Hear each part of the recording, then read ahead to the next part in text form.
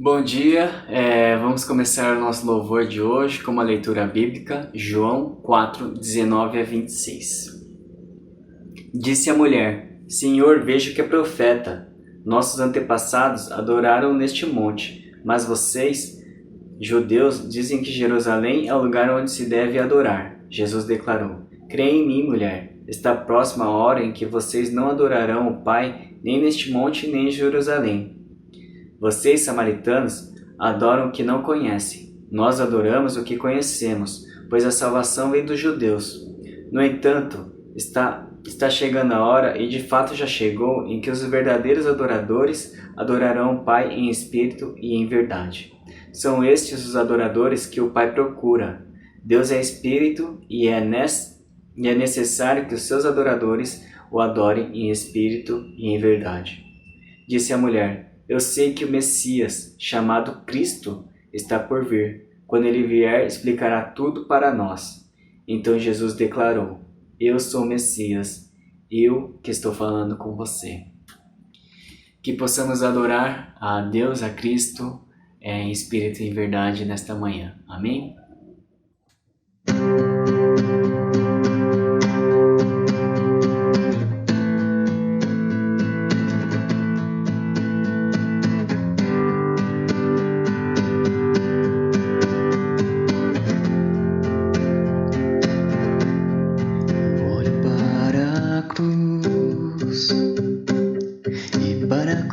Eu vou do seu sofrer participar, da tua obra eu vou cantar, meu Salvador na cruz mostrou o amor do Pai, o justo Deus.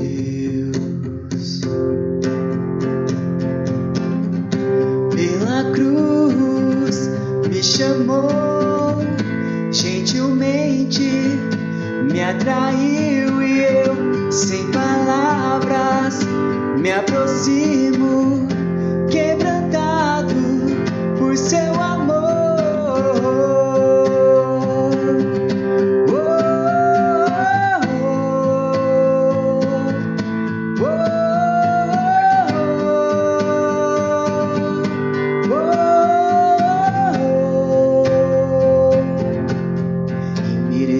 Da vida de graça recebi, por sua cruz da morte me livrou, trouxe minha vida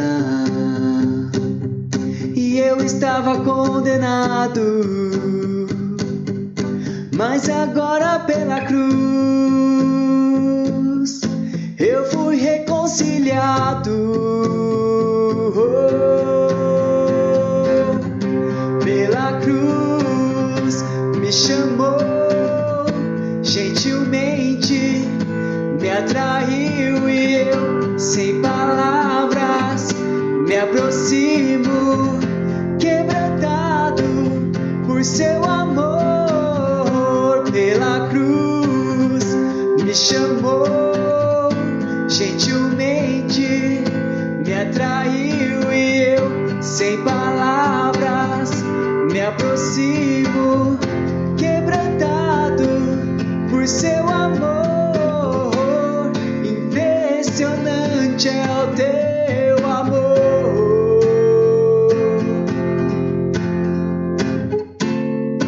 Me redimiu e me mostrou o quanto és fiel.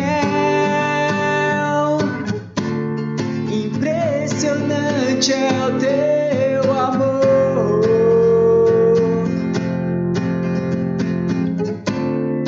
Me redimiu e me mostrou o quanto és fiel.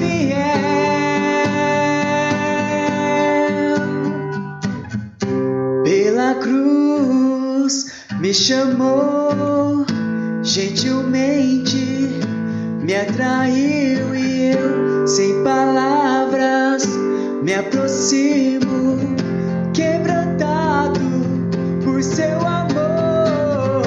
Pela cruz me chamou, gentilmente me atraiu, e eu, sem palavras, me aproximo, quebrantado por seu amor.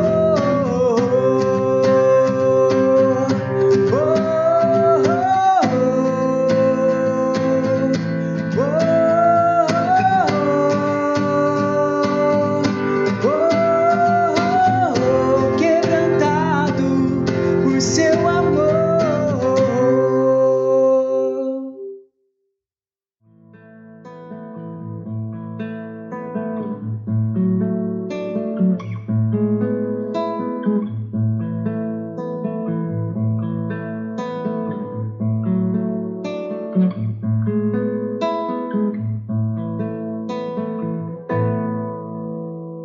Grande é o Senhor e muito digno de louvor. Na cidade do nosso Deus, seu santo monte, a alegria de toda a terra.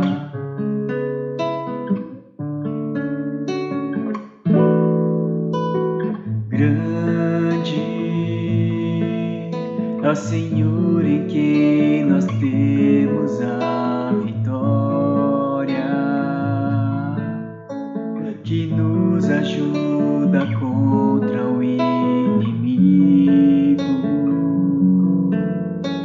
Por isso diante dele nos prostramos,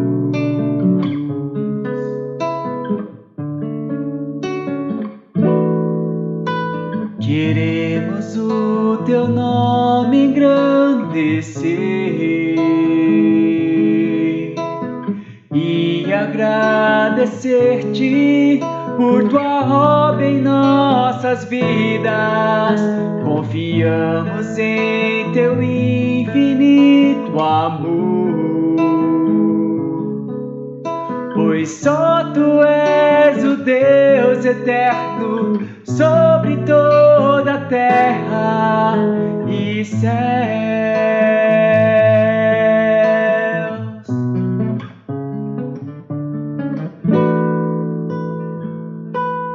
Grande é o Senhor e muito digno de louvor. Na cidade do nosso Deus, seu santo monte, a alegria de toda a terra.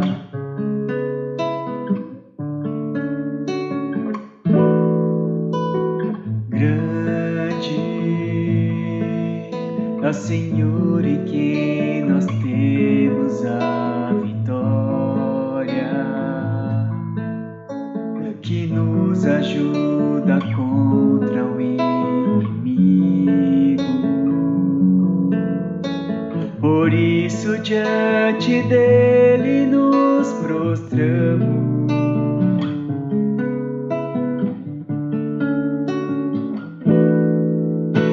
queremos o teu nome engrandecer e agradecer-te por tua obra em nossas vidas. Confiamos em teu infinito amor, pois só tu és o Deus eterno sobre toda a terra e céus.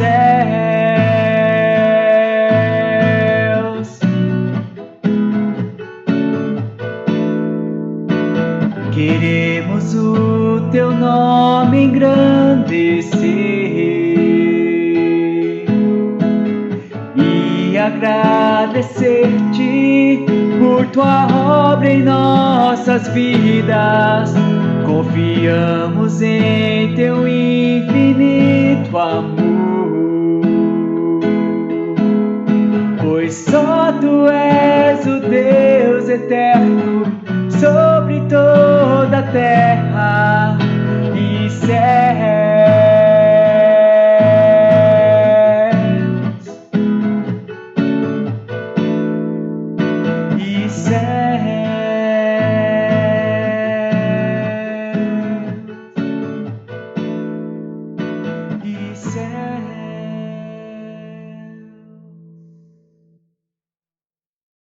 Olá, bem-vindos mais uma vez ao nosso encontro, nosso culto de domingo.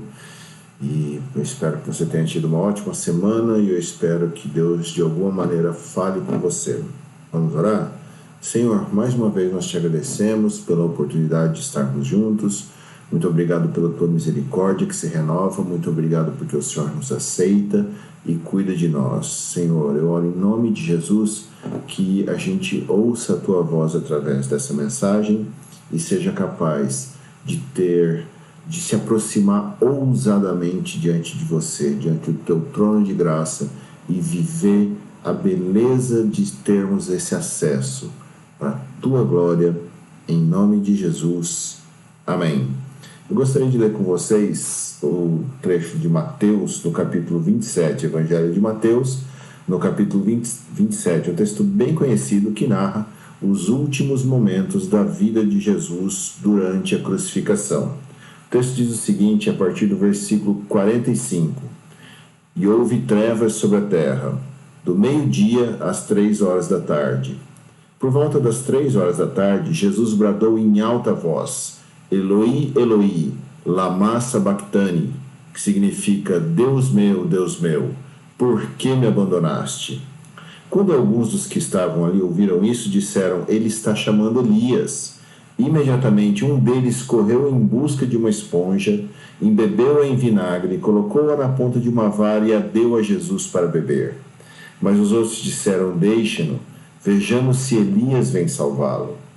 Depois de ter bradado novamente em alta voz, Jesus entregou o seu espírito. Naquele momento, o véu do santuário rasgou-se em 2 partes, de alto a baixo. A terra tremeu e as rochas se partiram. Os sepulcros se abriram e os corpos de muitos santos que tinham morrido foram ressuscitados. E saindo dos sepulcros, depois da ressurreição de Jesus, entraram na cidade santa e apareceram a muitos.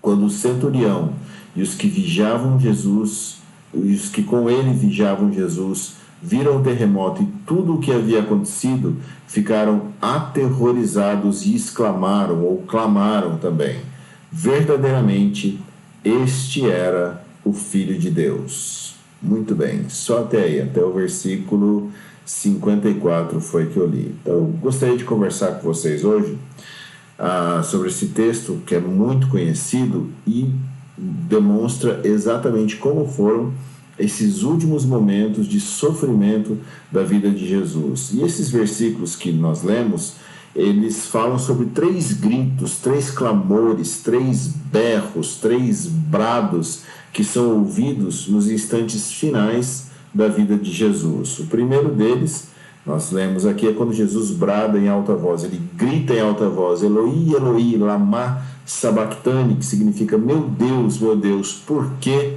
me abandonaste? O segundo, quando ele dá um brado novamente em alta voz e entrega o seu espírito e morre definitivamente. E o centurião também, e os que estavam com ele, quando veem tudo aquilo que está acontecendo, gritam, exclamam ou clamam aterrorizados que esse é verdadeiramente o Filho de Deus. E é interessante porque, conforme a gente lê o relato aqui de Mateus, ele está contando a história mais baseado no que ele está ouvindo, ou no que é ouvido naquele momento, do que naquilo que está sendo visto propriamente. Porque o texto mesmo disse que houve trevas sobre a terra. E você lembra, é difícil para a gente entender que não tinha iluminação, refletor de estádio, farolete, não tinha essas coisas, lanterna, um lampiãozão lá, E era meio-dia, ninguém esperava que escurecesse, ninguém estava pronto para aquela escuridão, mas essa escuridão definitiva veio naquele momento. Talvez tinha um ou outro relâmpago lá, não sei, mas estava muito escuro, e nessa escuridão eles ouvem esse primeiro grito, esse primeiro brado que Jesus dá, que diz que por volta das 3 da tarde Jesus brada em alta voz: Eloi, Eloi, lama sabachthani, Deus meu, por que me abandonaste? E eu já vi várias pessoas falando a respeito desse texto, de que nesse momento Jesus ele se desespera por causa do sofrimento que ele está passando, ou que Jesus, sei lá, está com raiva de Deus por conta exatamente do sofrimento que ele está experimentando ali. Que esse grito seria o retrato de um homem que perde todas as esperanças, que esse grito é a expressão de quão quebrado emocionalmente Jesus está nesse momento, de como ele está se sentindo desamparado pelos amigos nos seus momentos finais, a solidão que ele está sentindo. Mas o que muita gente não sabe ou nunca se ligou é que, na verdade, nesse momento Jesus está citando um versículo, um salmo do Antigo Testamento. Na verdade, Jesus está citando o primeiro versículo do Salmo 22. Se você for ler lá no Salmo 22, ele começa exatamente assim: meu Deus, por que me abandonaste? Por que estás tão longe de salvar-me? Tão longe dos meus gritos de angústia? Meu Deus, eu clamo de dia, mas não respondes, de noite e não recebo alívio. E é interessante que esse mesmo salmo, Davi, quando escreveu esse salmo, ele está tendo uma epifania, uma visão realmente do momento da cruz de Jesus, porque o detalhe é impressionante. Um pouco mais para frente, lá nos versículos 16 a 18, ele vai dizer, né? Cães me rodearam, um bando de homens maus me cercou, perfuraram minhas mãos e meus pés. Olha só que incrível isso. Posso contar todos os meus ossos, mas eles me encaram com desprezo. Ou seja, pode ser que Jesus pudesse ver os seus ossos expostos por conta da tortura que ele sofreu. Dividiram as minhas roupas entre si e tiraram sortes pelas minhas vestes. O que nós vemos que realmente acontece durante a crucificação de Jesus. Uma outra coisa que eu já ouvi também é que os evangelhos, eles foram histórias inventadas pelos seguidores de Jesus. Mas pensa comigo, se você estiver tentando inventar a história de uma pessoa que vai ser o fundador da sua religião, da sua fé, provavelmente você não quer ver essas palavras que não mostram heroísmo, que não mostram força, que não mostram controle, que essas palavras sejam as últimas palavras desse grande líder que você está inventando, desse líder que você está criando. Por isso, exatamente, pela honestidade do momento, a crueza do momento, é que muitos estudiosos não cristãos dizem que é muito provável que essa cena realmente aconteceu, que essas palavras realmente foram ditas, porque ninguém que quer criar um mito aceita que esse mito tenha fraquezas. Quem lê, entenda, meu amigo. Cuidado com esses mitos por aí que não tem fraqueza. Fica esperto com isso. Mas a nossa pergunta aqui é: o que esse grito de Jesus significa? O que essas palavras elas significam para nós, talvez, hoje em dia? Essas palavras, elas significam, elas representam o motivo da paixão do Cristo. E é interessante esse texto. Nós tivemos agora recentemente a Páscoa, e aí fala-se muito sobre a paixão do Cristo, ou paixão de Cristo. O sentido original da palavra paixão é sofrimento, que é bem diferente do nosso entendimento a respeito de paixão hoje. Nós atribuímos um valor muito diferente para a palavra paixão hoje em dia. Hoje em dia, quando a gente fala sobre paixão, a gente pensa num romance arrebatador, batom vermelho, perfume, paixão do Boticário. Eu não sei nem se existe esse perfume, mas deveria ter. Sabe aquele sentimento intenso, meio descontrolado de você gostar de alguém. Ou seja, nós entendemos paixão como uma forma intensa de amor. Imagina um slogan, um produto assim: Natura Paixão. acendendo a chama do seu amor. Nossa, deveria ter isso, não sei por que não tem. Mas, originalmente, a palavra paixão, ela está relacionada com sofrimento. E por isso Jesus diz: meu Deus, por que me abandonaste? Esse era o sofrimento de Jesus. Mesmo no meio de tanta dor física que ele passou, depois de ter sido esmurrado, chicoteado, cuspido, humilhado, torturado de todas as formas, ele está ali sofrendo o limite da dor humana. Ele teve as suas mãos pregadas, os seus pés pregados num pedaço de madeira, a sua cabeça furada com espinhos. É difícil da gente entender o tamanho dessa dor, mas depois de tudo isso ele não diz: minhas mãos, meus pés, minha cabeça, minhas costas, minha dor física. Não, ele não se refere ao tamanho da dor física que ele está sentindo naquele momento. Depois de toda essa violência física que ele sofre, ele está consciente e ele está sóbrio a ponto de citar esse salmo. Ele tem clareza de mente para saber realmente aonde está doendo mais. Ele sabe que muito mais do que a dor da tortura que ele passou, dói a separação de Deus. Sabe, a psicologia diz que uma das dores mais difíceis que o ser humano pode experimentar, uma das dores mais difíceis de serem superadas, é a dor da rejeição. De você amar e o seu amor ser desprezado, o seu amor ser rejeitado. Imagina, se um amigo, eu posso dizer por mim mesmo, se um amigo querido meu me rejeitar, me desprezar, isso vai doer. Mas se as minhas filhas, ou se a minha esposa virarem as costas para mim, essa segunda dor vai ser infinitamente maior do que a primeira. E no caso de Jesus, quando ele diz: meu Deus, por que você me abandonou?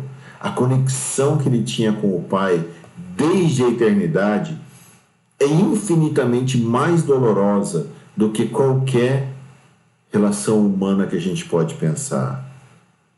Lembra lá no começo do Evangelho de João, diz que no princípio era o Verbo, era a palavra, era Jesus, e ele estava com Deus e ele era Deus. Olha a união desses dois seres eternos. Ele estava com Deus no princípio, todas as coisas foram feitas por intermédio dele, e sem ele, nada do que foi feito se fez. Essa ligação eterna, essa conexão que nós não conseguimos entender, se rompe, se quebra naquele momento da cruz. Por que me desamparaste? Essa é uma pergunta forte. E a resposta para essa pergunta é: porque diante da rejeição plena e absoluta que Jesus sofreu, nós encontramos a nossa inclusão plena e absoluta. Jesus, ele sofre o castigo e a separação de Deus, para que nós nunca mais precisemos experimentar isso. E aí isso leva a gente para o segundo grito, para o segundo brado. Depois de ter bradado novamente alta voz, Jesus entrega o seu espírito. Mateus, ele nem diz o que Jesus gritou, mas no Evangelho de Jesus a gente sabe, a gente descobre, João registrou isso. João diz que Jesus gritou: está consumado. E com isso curvou a cabeça e entregou o seu espírito. Mas sabe, apesar da gente não ter no texto de Mateus exatamente quais foram as palavras que Jesus gritou, quase que nem faz falta saber exatamente quais eram essas palavras, porque o resultado, o sentido dessas palavras aparecem imediatamente após esse grito de Jesus. O texto diz que naquele momento o véu do santuário rasgou-se em duas partes, de alto a baixo. A terra tremeu e as rochas se partiram. Os sepulcros se abriram e os corpos de muitos santos que tinham morrido foram ressuscitados. Está consumado. O véu do templo se rasgou. Cara, quando a gente pensa sobre véu, a primeira imagem que vem à cabeça é um tecido fininho que a noiva põe na cara, sei lá. A gente está falando de uma cortina com mais de 18 metros de altura, com mais de 10 centímetros de espessura, construído por muitas camadas de tecido e de couro. Esse era o véu que o autor se refere, o véu que estava lá no templo e fazia separação entre o mundo todo e o lugar da presença de Deus. O véu do templo se rasgou. Entenda uma coisa, meu amigo, que o templo é sempre um lugar de separação. O templo é sempre um lugar de barreiras. Se você era uma mulher naquela época, você só podia chegar até um certo ponto e não mais. Você não podia chegar até o local da presença de Deus. Se você fosse homem, você podia chegar um pouco mais perto. Se você fosse homem judeu, um pouquinho mais perto, mas ainda longe. Nem os sacerdotes tinham pleno acesso. Somente um sacerdote, uma vez por ano. O templo, aquele templo, era o símbolo, era a declaração mais clara de que não interessa o quanto você se sacrifica, o quanto você se purifica, o quanto você se dedica, você nunca vai viver na presença de Deus. Sempre vai ter uma barreira, sempre vai ter uma porta, sempre vai ter uma cortina e você vai ficar do lado de fora. Mas aí Jesus vem e diz: está consumado. E esse véu se rasga, essa barreira cai por terra. Mas Jesus foi barrado para nós podermos entrar. Jesus foi rejeitado para nós sermos aceitos. Nessa relação com Deus, a partir daquele momento, para nós, entre nós e Deus, não teria mais separação, não teria mais cortina, não teria mais porta, não teria mais limite, porque Jesus disse: está consumado. Eu fiz isso por vocês e para vocês. E aí, de repente, essas últimas palavras, que agora há pouco pareciam palavras de derrota, se tornam palavras muito fortes, palavras da vitória, que ele obedeceu até o fim e conquistou aquilo que ele tinha se proposto a conquistar. E olha que interessante a diferença quando a gente pensa nessas últimas palavras de Jesus. Você sabe quais foram as últimas palavras, por exemplo, de Maomé, que fundou o islamismo? Ele morreu amaldiçoando os cristãos e os judeus. Buda, as suas últimas palavras registradas, ele disse, segundo a tradição budista, que tudo é impermanente, tudo vai passar. Trabalhem duro pela própria salvação, com atenção plena, com esforço e com disciplina. Essas são as últimas palavras de Buda. Então nós temos de um lado Jesus dizendo: não ouse trabalhar pela sua salvação. Eu fiz todo o trabalho e agora está consumado. Está consumado quando o véu se rasga, a separação e as portas se abrem. Essas portas que foram em outro momento fechadas para nós, nos incluem diante de Deus pela graça, através do sofrimento e da dor de Jesus. Do outro lado, a gente tem Buda dizendo: galera, não tem nada garantido para vocês. Vocês que lutem, filho. Vocês que se esforcem. Do lado de cá, a gente pode se sacrificar, se purificar, se dedicar, mas não para conseguir esse acesso, não para garantir esse acesso, porque ele está consumado. Eu posso me sacrificar, me purificar, me dedicar exatamente porque já está consumado. E isso enche o nosso coração. E agora, rapidamente, o último grito, o último brado que vem dos soldados nessa cena. O texto diz que o centurião e os com ele vigiavam Jesus, viram o terremoto e tudo o que havia acontecido e ficaram aterrorizados e clamaram: verdadeiramente, este era o Filho de Deus. E aqui fica claro como que muitas vezes parece que é mais fácil para aquele que vem de longe aceitar quem é Jesus do que aquele e tudo que ele fez por nós, sem ficar tentando merecer, sem ficar tentando conquistar o amor de Deus. Quando Jesus gritou pela primeira vez, Apesar dele estar citando um versículo bíblico, os religiosos que estavam ali como testemunha do que estava acontecendo, eles não aceitaram, eles não entenderam aquele momento. Eles falaram, ele deve estar clamando por Elias. Vamos ver se Elias vem salvar ele. Eles não entenderam que eles estavam presenciando um momento único na eternidade. Quando o Pai e o Filho tiveram a sua unidade plena e perfeita rompida. Mas por que eles rejeitam isso? Será que não é porque aquele homem, aquele Jesus, não era o grande líder que eles esperavam, o grande político, o grande religioso que eles esperavam? Cuidado com isso, meu irmão. Cuidado com isso, minha irmã. Pode ser que os loucos, os impuros, os que vêm de longe, gritem antes do que a gente, reconheçam antes que a gente que verdadeiramente esse é o Filho de Deus. Então, resumindo, por que me desamparaste? Essa é a pergunta que Jesus faz. E a resposta para essa pergunta é: porque diante da rejeição plena e absoluta de Jesus, nós encontramos a nossa inclusão plena e absoluta. O segundo grito é: está consumado. E significa que Jesus foi barrado para nós podermos entrar. Jesus foi rejeitado para nós sermos aceitos. E a partir disso, a nossa relação com Deus não tem mais separação, não tem mais cortina, não tem mais porta. Está consumado. Ele fez isso por nós e para nós. E o último grito, o último brado, dizendo que verdadeiramente esse é o Filho de Deus. Não deixa que a religiosidade te impeça de reconhecer quem é e onde está de verdade o Filho de Deus.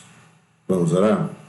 Senhor, esses três gritos falam muito da nossa vida, Pai. Quantas vezes nós queremos te culpar, nós queremos nos colocar numa posição de abandonados, enquanto o Senhor está do nosso lado. E nós sabemos que o Senhor está do nosso lado porque Jesus, em um determinado momento da história da eternidade, esteve separado de você. E confiando nessa realidade de que isso realmente um dia aconteceu, de que essa narrativa ela é confiável, nós falamos: Pai, muito obrigado, porque nós nunca estaremos separados de você, porque nós nunca seremos rejeitados por você, porque o Senhor nunca vai virar as costas para nós, porque nós fomos plena e absolutamente aceitos por conta da rejeição que Jesus sofreu. Muito obrigado, Pai, porque a nossa fé está consumada. Muito obrigado, porque tudo que a gente faz não é para ter acesso a você. Tudo que a gente faz é porque nós já temos esse acesso. Muito obrigado, Senhor, porque está consumado. O Senhor sabe e nós sabemos o fim dessa história. Muito obrigado, porque o Senhor fez isso por nós e para nós.